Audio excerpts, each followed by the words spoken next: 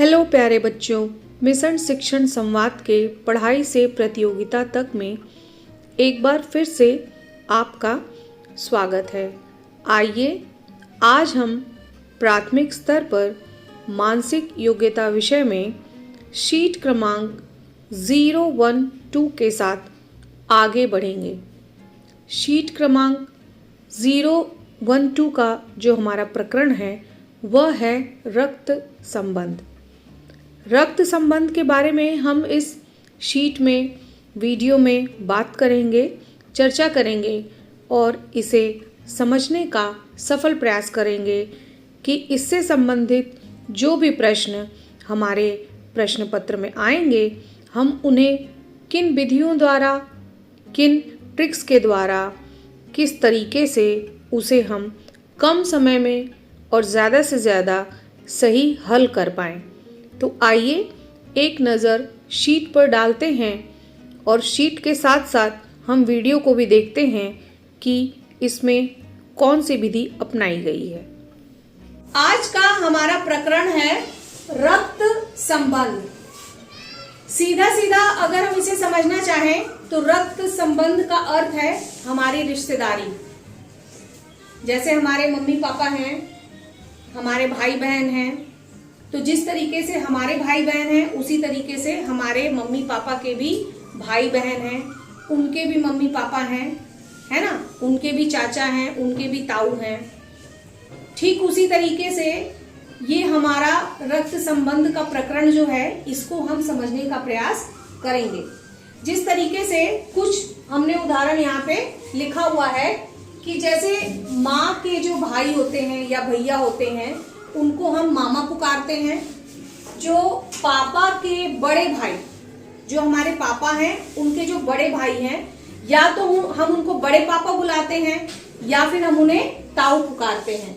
और हमारे पापा के ही छोटे भाई को हम लोग सभी चाचा, काका, अंकल बुलाते हैं।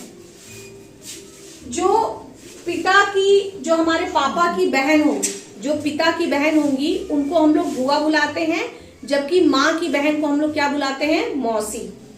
अब ये अलग बात है कि 2 मौसी हैं, 3 मौसी हैं, मम्मी से बड़ी हैं, मम्मी से छोटी हैं, तो बड़ी को बड़ी मौसी, छोटी को छोटी मौसी। माँ के जो पापा हैं, हमारी मम्मी है और हमारे मम्मी के भी पापा हैं, उन्हें हम नाना जी बुलाते हैं और उनकी मम्मी की मम्मी को क्या बुलाएंगे? नानी जी।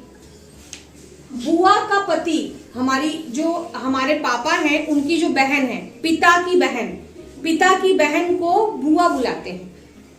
और बुआ के जो पति हैं उनको फूफा बुलाते हैं। और जबकि जो बुआ के बच्चे होंगे वो हमारे क्या होंगे? भाई बहन होंगे। उसी तरीके से मौसी की जो बच्चे होंगे वो हमारे भाई बहन होंगे। जो हमारे मामा जी होंगे उनके जो भाई बहन होंगे वो भी हमारे बच्चे होंगे, वो हमारे भाई बहन होंगे। और मामा जी की पत्नी को मामी कहते हैं, मौसी के पति को मौसा जी कहते हैं। बुआ की बात हो ही चुकी है। चाचा की पत्नी जो होंगी वो चाची जी होंगी, उनके जो बच्चे होंगे वो हमारे भाई बहन होंगे। ठीक इसी तरीके से जैसे हम भाई बहन हैं और हम भाई बहनों में जैसे मान लीजिए कि हमारी बड़ी बहन है, दीदी हैं, तो दीदी के पति को हम जीजा कहेंगे, दीदी के पति जीजा कहलाएंगे। और जो हमारे भैया हैं, भैया की जो पत्नी होंगी वो हमारी भाभी कहलाएंगी। और ठीक उसी तरीके से जैसे कि दीदी जो जीजा जी हैं, तो जो हमारा भाई है वो उनका क्या होगा? जीजा जी से हमारे भाई का संबंध क्या होगा? साला का होगा। वो जो रक्त संबंध जो नाम दिया गया है उसे साला कहा जाता है। और जो जीजा जी हैं, जीजा जी से हमारा जो संबंध होगा वो बहन की, छोटी बहन का जो संबंध होगा वो साली का होगा। तो इन्हीं रक्त संबंधों पे आज हम चर्चा करेंगे। और आप ये जो प्रकरण है आपको इसी प्रकरण के तहत के अंतर्गत जो भी प्रश्न मिलेगा आपको इसी तरीके के संबंधों को बताते हुए प्रश्न पूछा जाएगा कि ये इनका ये लगता है, ये इनका ये लगता है और ये इनका ये लगता है, तो ये इनका क्या लगेगा। अब हम बात करते हैं रक्त संबंधों के बारे में। चर्चा करने के बाद अब हम इसे ध्यान में रखेंगे कि किस तरह से इस तरीके के प्रश्नों को हल किया जा सकता है, किन विधियों से। विधियों को जानना क्यों जरूरी है? क्योंकि अगर हम ट्रिक्स जानते रहेंगे, विधि जानते रहेंगे, तो हमें वह प्रश्न हम कम से कम समय में और एक्यूरेसी के साथ उसको क्या कर पाएंगे, हल कर पाएंगे। तो विधियों को जानने के लिए सबसे विधि पहला जो हमारा आता है कि जो प्रश्न आपको मिलेगा, तो जैसे उसमें ये प्रश्न हो सकता है कि राम के भाई के बेटे के, तो इस तरीके का जो का के की आता है, जैसे का की के जो शब्द आता है, उस व्यक्ति को सबसे पहले लिखना चाहिए। जब आप पहले व्यक्ति और अंतिम व्यक्ति के बीच में जब आप रक्त संबंध को निकालेंगे तो आप एक तरीके का एक खाका तैयार करेंगे। तो जब उस प्रश्न में का के की आ जाता है तो आपको उस व्यक्ति को सबसे पहले लिखना है। जो दूसरी विधि है, उस विधि में जैसे पुरुषों के लिए प्लस का चिन्ह तथा महिलाओं के लिए माइनस का चिन्ह का प्रयोग करना चाहिए। पुरुषों का कहने का ये मतलब है कि मान लीजिए राम का श्याम से अगर आ जाता है और आप लोग एक रेखा खींच रहे हैं, आरेख एक बना रहे हैं, तो आप उसमें क्या करेंगे, उसमें प्लस करते जाएंगे। और अगर आ जाता है कि राम का सीता से, राम का राधा से, तो आप वहां पे माइनस का चिन्ह लगाएंगे। उन संबंधों के बीच में क्या संबंध है आप उसको ज्ञात करने के लिए। तो इस तरीके का जब आप रेखा चित्रण करेंगे तो आपको सवाल को हल करने में बहुत सारी सुविधाएं मिल जाएंगी।